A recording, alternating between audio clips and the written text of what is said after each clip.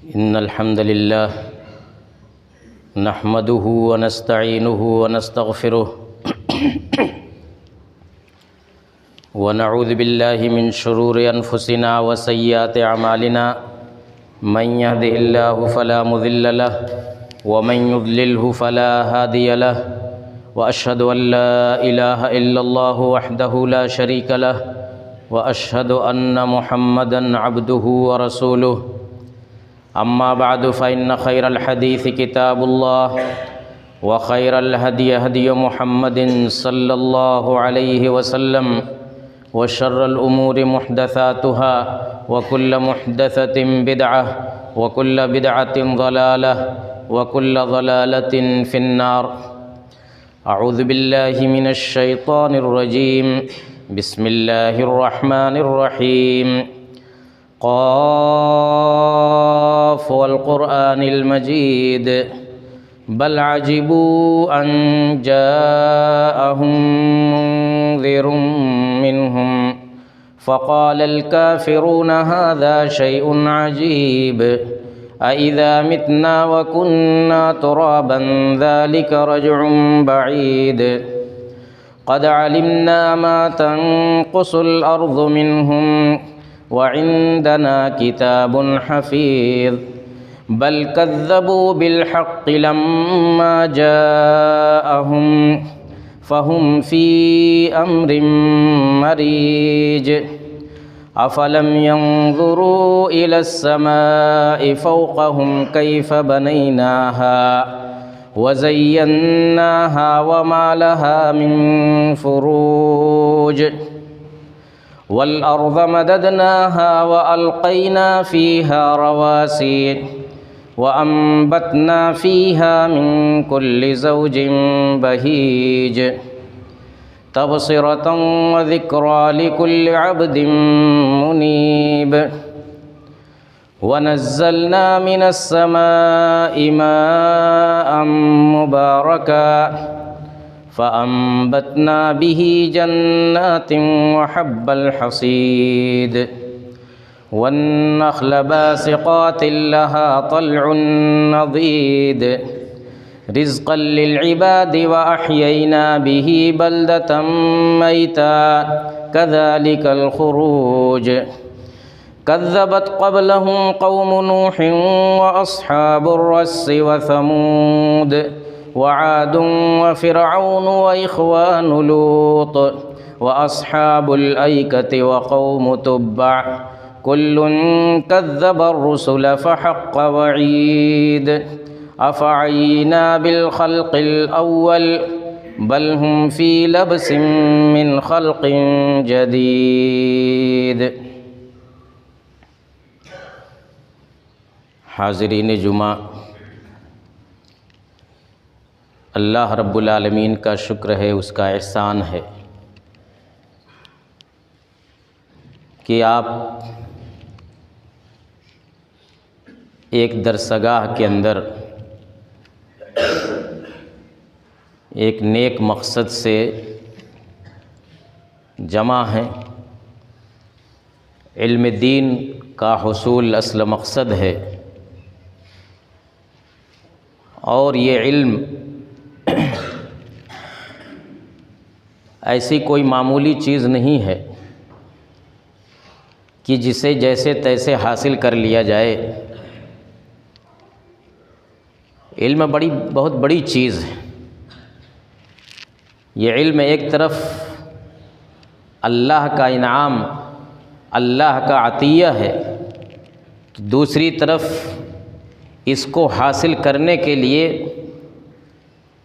بہت ہی زیادہ محنت، بہت ہی زیادہ جد و جہد کی ضرورت ہوتی ہے.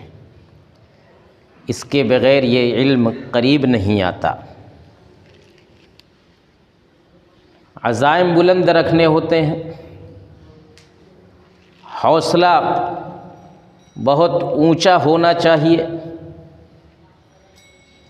تب جا کر کے اس علم کا کچھ حصہ ہمیں ملتا ہے.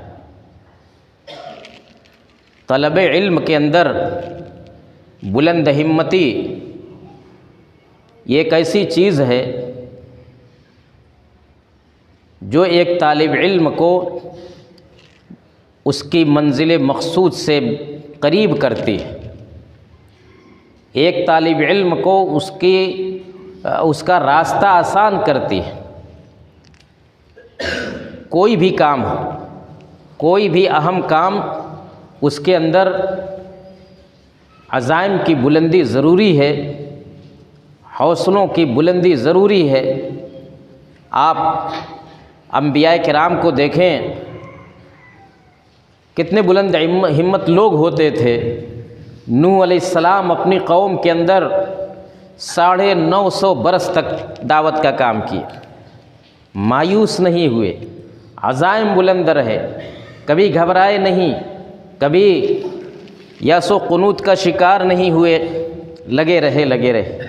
ابراہیم علیہ السلام کی تاریخ پڑھیے، کیسا ماحول تھا، کتنے حوصلہ شکن حالات تھے، لیکن ڈٹے رہے، لگے رہے۔ ہمارے پیارے نبی جناب محمد الرسول اللہ صلی اللہ علیہ وسلم کی تاریخ اور ان کی سیرت آپ کے سامنے ہے۔ اللہ کے نبی صلی اللہ علیہ وسلم کو ان کے رب کی طرف سے بھی اسی بات کی تاکید ہوتی تھی۔ ان کو حکم ہوتا ہے فاصبر کما صبر اولو العزم من الرسل، اے نبی آپ بھی ویسے ہی صبر سے کام کیجئے، ویسے ہی صبر سے کام لیجئے جس طریقے سے اولو العزم انبیاء نے لیا تھا۔ اولو العزم انبیاء کی طرف دیکھنے کا حکم ہوتا ہے۔ بڑے عزائم والے انبیاء، آپ جانتے ہیں کہ اولو العزم انبیاء کون ہیں، تو اللہ تعالیٰ نے کہا کہ فاصبر کما صبر اولو العزم، اس طرح کے بلند ہمت لوگوں کو دیکھیے، ان کا صبر کیسا تھا، وہی صبر آپ بھی اختیار کیجیے۔ اللہ کے نبی صلی اللہ علیہ وسلم اپنے صحابہ کو اور اپنی امت کو بھی اسی کی تلقین کرتے تھے، کہتے تھے اذا سألتم اللہ فاسألوہ الفردوس فإنہ اعلی الجنۃ واوسط الجنہ، یا فإنہ اوسط الجنۃ واعلی الجنہ، کہ جب تم اللہ سے سوال کرو، اللہ سے مانگو، تو کیا مانگو؟ فردوس مانگو، وہ فردوس جو اعلی الجنہ ہے، اوسط الجنہ ہے، اس کا سوال کرو۔ جب فردوس مل جائے، جنت کا سب سے اعلیٰ درجہ مل جائے، تو پھر اس کے بعد کیا باقی رہے گا؟ عزائم کو بلند رکھنے کی تعلیم دیتے تھے۔ ہم طلب علم میں اس چیز کو ضرور ملحوظ رکھیں۔ صحابہ کرام کے اوپر ان تعلیمات کا کیا اثر ہوتا تھا، ایک مثال سے سمجھیے۔ ربیعہ بن کعب اسلمی رضی اللہ تعالیٰ عنہ سے ایک مرتبہ اللہ کے نبی جناب محمد الرسول اللہ صلی اللہ علیہ وسلم نے کہا کہ سل، کہا کہ کچھ طلب کرو، مجھ سے کچھ طلب کرو۔ ہم اور آپ ہوتے تو کوئی وقتی ضرورت کی چیز، کوئی دنیاوی فائدہ کے بارے میں سوچتے، لیکن قربان جائیے صحابی رسول پر، انہوں نے کیا طلب کیا؟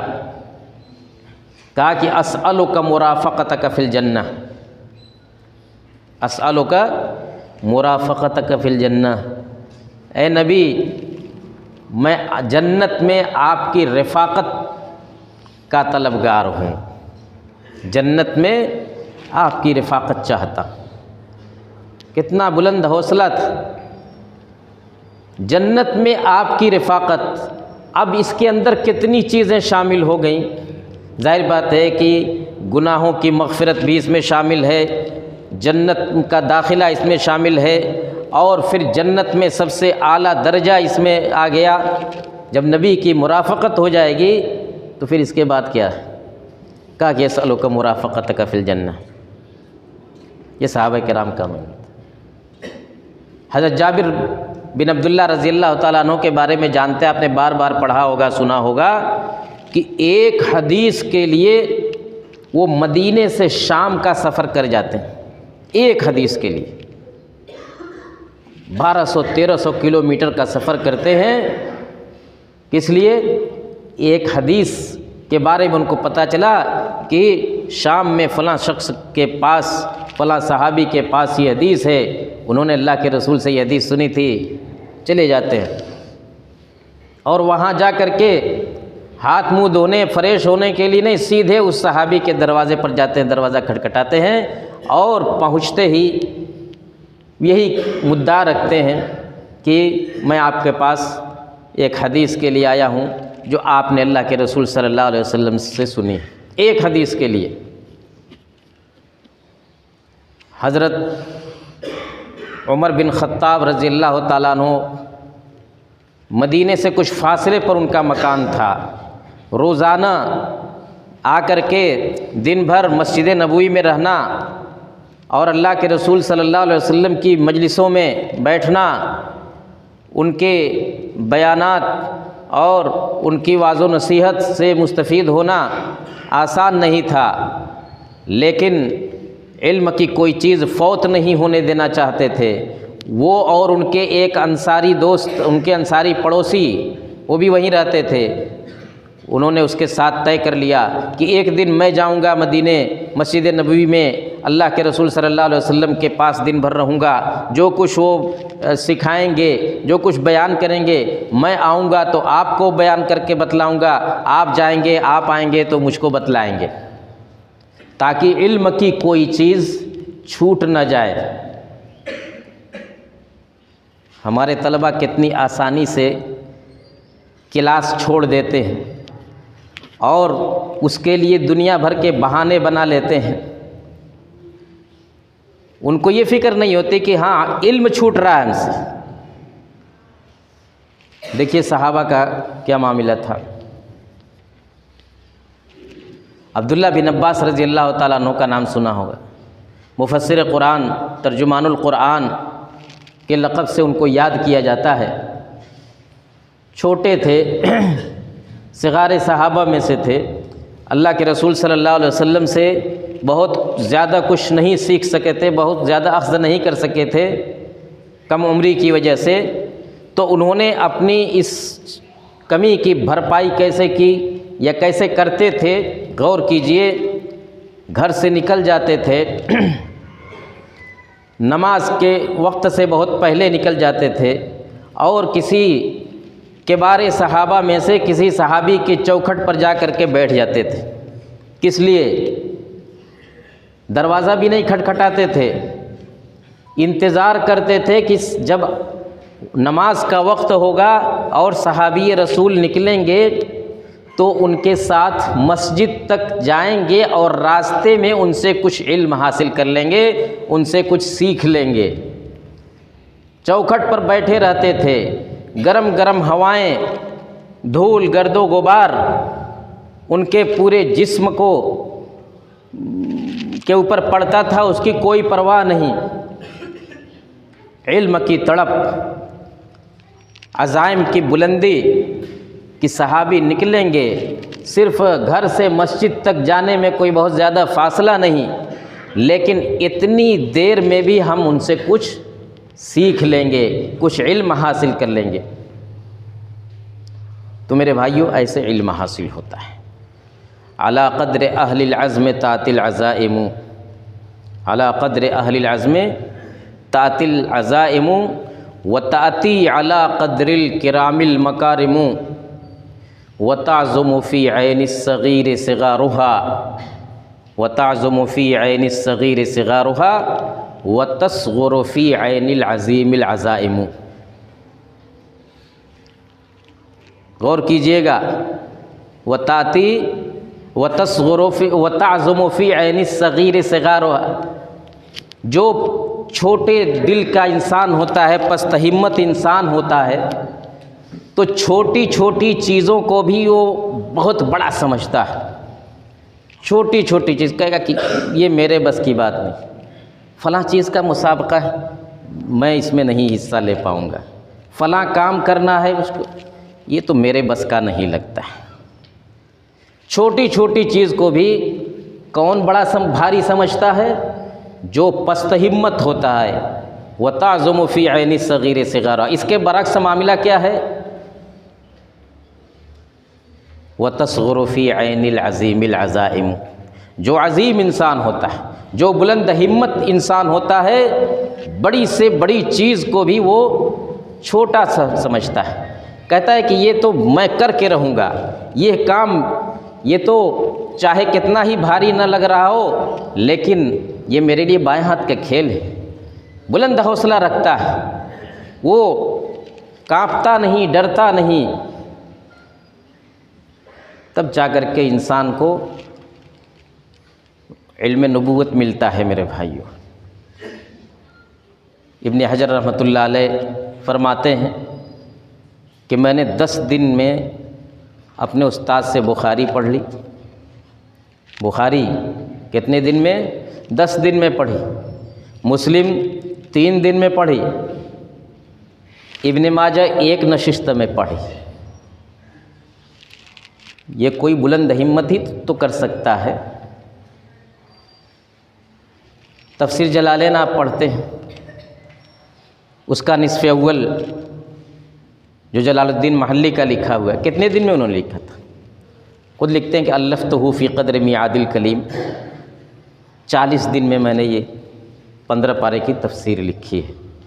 اس 15 پارے کو پڑھنے کے لیے ہمارے پاس 40 ہفتہ بھی ہو تو ناکافی ہوتا ہے۔ عزائم بلند رکھنا چاہیے، ہمیشہ بلند رکھنا چاہیے، حالات کا مقابلہ کرنا چاہیے۔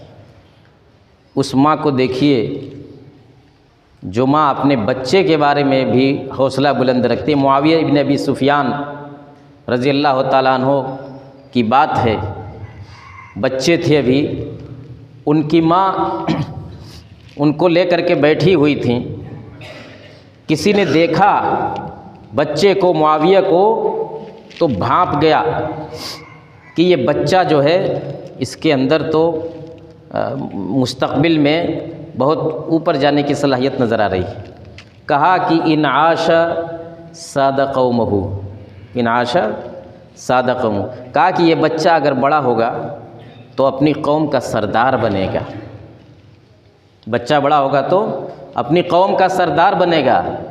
ان کی ماں کہتی ہیں ثقلتہ ان لم یسد الا قومہ، ثقلتہ ان لم یسد الا قومہ، میں اس کو گم کر دوں اگر صرف یہ اپنی قوم کا سردار بنا تھا۔ ان کو یہ منظور نہیں تھا کہ وہ صرف اپنے قوم اور اپنے قبیلے ہی کا سردار بنے، بلکہ ایک بڑی جماعت کا سردار بنے۔ کہا کہ ایک قوم اپنے قبیلے کا سردار بننا یہ کون سی بڑی بات ہے؟ یہ ماں کا حوصلہ دیکھیے کہ معاویہ ابن ابی سفیان رضی اللہ تعالیٰ عنہ کتنی بڑی حکومت کے والی بنے اور 20 سال تک خلیفہ رہے اور روئے زمین کی سب سے بڑی سلطنت، سب سے وسیع سلطنت کے خلیفہ رہے۔ یہ ماؤں کے عزائم ہوتے تھے۔ ابو حاتم رازی جب طلب علم کے لیے نکلتے ہیں رئی سے، اپنے علاقے سے، 7 سال تک وہ سفر کر رہے ہیں، کبھی یہاں کبھی یہاں کبھی یہاں، اور اس سفر کو وہ کہتے ہیں کہ لکھتے جاتے تھے لیکن ایک مرحلے تک جا کر کے انہوں نے چھوڑ دیا لکھنا۔ تو انہوں نے جتنا جب تک شمار کیا تھا تب تک جو ہے کل 5000 کلومیٹر بنتے تھے۔ 7 سال میں طلب علم کے لیے انہوں نے جو سفر کیا 5000 کلومیٹر کا، اور وہ بھی کسی سواری سے نہیں میرے بھائیوں، پیدل جاتے تھے۔ تب آج دنیا ان کو یاد کرتی ہے۔ شیخ الاسلام ابن تیمیہ، ابن قیم اور یہ ابن حجر، سیوطی، ان کو دنیا کیوں یاد رکھتی ہے؟ لاکھوں کروڑوں اربوں انسان گزرے، لیکن ان میں سے 150 لوگوں کو آج بھی ہم بار بار یاد کرتے ہیں۔ کوئی بات تو ہے، کوئی وجہ تو ہے۔ کوئی قربانی تو ہے ان کے عزائم کی بلندی تو ہے، تب جا کر کے وہ اس مقام پر پہنچے کہ آج تک اللہ تعالیٰ نے ان کا نام باقی رکھا ہے، ان کا نام باقی رکھا ہے، ان کا کام باقی رکھا ہے۔ بقی ابن مخلد نام کے ایک راوی ہیں، ایک طالب علم کہہ لیجئے، اندلس کے رہنے والے تھے۔ امام احمد بن حنبل رحمۃ اللہ علیہ کے بارے میں انہوں نے سن رکھا تھا کہ بغداد کے اندر امام احمد بن حنبل ایک بہت بڑے عالم ہیں، ان کا بڑا چرچا تھا۔ سوچئے کہ اتنی دور، ہزاروں کلومیٹر دور اندلس میں ان کی نیک نامی اور ان کا شہرت ہے۔ وہ سفر کر کے اندلس سے بغداد آتے ہیں۔ ان دنوں امام احمد بن حنبل رحمۃ اللہ علیہ پر حکومت کی جانب سے پابندی لگی ہوئی تھی، درس نہیں دے سکتے تھے۔ فتنہ خلق قرآن کا معاملہ تھا، آپ اس کی تفصیل پڑھیں، بڑا عبرتناک واقعہ ہے، اور بڑی آزمائشوں سے گزرے تھے امام احمد بن حنبل۔ کئی خلیفہ آئے، ایسی ایسی اذیتیں ان کو دی گئیں کہ تصور نہیں کیا جا سکتا۔ جب وہ بغداد پہنچے بقی ابن مخلد، تو معلوم ہوا ان کو کہ امام احمد بن حنبل پر پابندی لگی ہوئی حکومت سے، وہ درس نہیں دے سکتے، لیکن حوصلہ نہیں ہارے بقی ابن مخلد۔ ان کے دروازے پر جاتے ہیں، پوچھ کر کے دروازہ کھٹکھٹاتے ہیں، امام احمد بن حنبل نکلتے ہیں، سمجھا کہ کوئی سائل ہے، ان کو روٹی کا ٹکڑا دیتے ہیں، وہ لے لیتے ہیں بقی ابن مخلد۔ کہتے ہیں کہ لیکن میں آپ کے پاس کسی اور مقصد سے آیا ہوں۔ کہا کہ بتائیے کس مقصد سے آیا؟ کہا کہ میں علم حاصل کرنے کے لیے آیا ہوں، اور اندلس مغرب سے آیا ہوں۔ تو مغرب کا لفظ جب انہوں نے کہا تو امام احمد نے کہا کہ اچھا افریقہ سے آئے ہو؟ انہوں نے کہا کہ نہیں، افریقہ سے بھی دور، افریقہ سے بھی آگے اندلس سے آیا ہوں۔ اندلس آپ جانتے یورپ میں پڑتا ہے۔ کہا کہ اچھا وہاں سے آئے ہو، لیکن تمہیں شاید معلوم ہوا ہوگا کہ آج کل میرے اوپر پابندی ہے، میں درس نہیں دے سکتا، اس لیے میں معذرت خواہ ہوں۔ پھر بھی بقی ابن مخلد ہمت نہیں ہارے، کہا کہ لیکن میں تو آپ سے ہی پڑھنے کے لیے آیا ہوں، میں آپ ہی سے پڑھنے کے لیے آیا۔ امام احمد بن حنبل نے جب ان کا اصرار دیکھا اور یہ دیکھا کہ ہزاروں کلومیٹر دور سے آئے ہیں، تو انہوں نے کہا کہ دیکھو ایک شرط کے ساتھ میں تمہیں علم کچھ چیز پڑھا سکتا ہوں۔ کہا کہ آپ جو شرط لگائے سب منظور ہے۔ کہا کہ بغداد میں کسی درس میں تم کو نہیں بیٹھنا ہے، میرے علاوہ کسی کے درس میں نہیں بیٹھنا ہے۔ دوسری بات یہ ہے کہ تم آؤ گے روزانہ، اور دروازہ کھٹکھٹا، سائل کے بھیس میں آنا ہے، مانگنے والے کے فقیر بن کر کے آؤ گے اور دروازہ کھٹکھٹاؤ گے اور کچھ مانگو گے۔ میں آؤں گا دروازے کے پاس، تم کو کچھ دوں گا، روٹی کا ٹکڑا وغیرہ، اور اسی میں ایک دو حدیث بھی تم کو دے دوں گا، ایک دو حدیث بھی سنا دوں گا۔ کہا کہ منظور ہے۔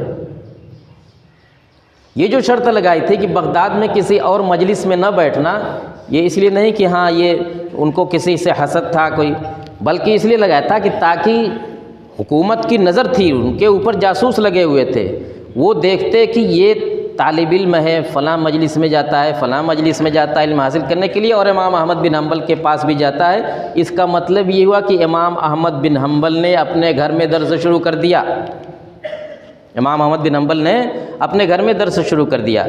اس سے بچنے کے لیے انہوں نے کہا کہ کسی مجلس میں نہ جانا، بغداد میں تم کو جانا جائے تو صرف ایک سائل کی حیثیت سے جانا جائے، کسی اور حیثیت سے نہیں۔ یہ شرط منظور کر لی، اور سالہ سال تک ایسے ہی امام احمد بن حنبل کے اوپر یہ پابندی رہی، اور یہ بقی ابن مخلد ان کے پاس جاتے تھے، اور اس طرح سے علم کا ایک بڑا حصہ، حدیثوں کا ایک بڑا حصہ ان سے حاصل کر لیا۔ امام احمد بن حنبل کے اوپر سے جب پابندی ہٹتی ہے تو اب درس مسجد میں شروع کرتے ہیں تو بقی ابن مخلد کو بالکل اپنے پاس بیٹھاتے تھے، کہتے تھے کہ ہذا ہوا طالب، ہذا ہوا طالب العلم، طالب علم اگر کوئی ہے تو یہی ہے۔ تو عزیزو، بچوں، طالبان علوم نبوت، عزائم کو ہمیشہ بلند رکھیے، حوصلے اونچے رکھیے، اور کبھی احساس کمتری میں مبتلا نہ ہوئے، کبھی احساس کمتری میں مبتلا نہ ہو۔ یہ علم آپ کے قریب آئے گا، یہ علم، اس علم کی راہ آپ کے لیے آسان ہوگی۔ اور اگر پست ہمتی کا شکار ہو گئے، دل چھوٹا ہو گیا، تو پھر یہ جان لیجئے کہ اس میدان میں کامیاب نہیں ہو سکتے۔ اللہ تعالی ہمیں علم کو کما حقہ سمجھنے اور اس کے تقاضوں کو پورا کرنے کی توفیق عطا فرمائے۔ وآخر دعوانا ان الحمد للہ رب العالمین۔